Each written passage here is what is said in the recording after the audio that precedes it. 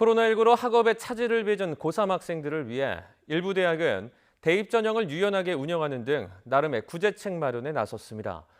고3 학생이 재수생과 비교해 입시에서 불이익을 받지 않도록 하기 위해서인데 이에 대한 학생들의 생각은 달랐습니다. 엄윤주 기자입니다. 코로나19 사태로 고3이 재수생보다 상대적으로 불리해졌다는 지적이 계속되자 대학들이 구제책 마련에 나섰습니다. 일부 대학은 먼저 수시 전형에서 수능 최저 등급 기준을 낮춰주기로 했습니다. 서울대는 최저 기준을 2등급에서 3등급으로 완화하기로 했는데 학사 일정이 엉켜 모의고사도 제대로 못 본 고3을 배려하겠다는 취지입니다.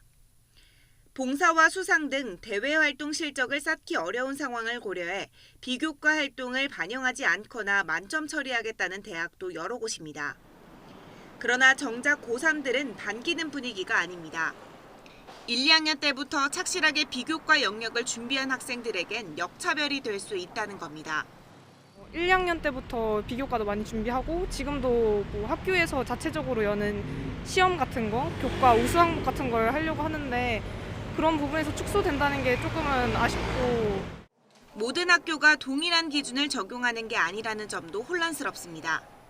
대학마다 모든 게 다 다르는데 저희 부모로서 정보를 어떻게 수집을 해야 되고 어떻게 이 아이들한테 알려줘야 되는지도 혼란스러워서. 재수생은 재수생대로 불만이 터져 나옵니다.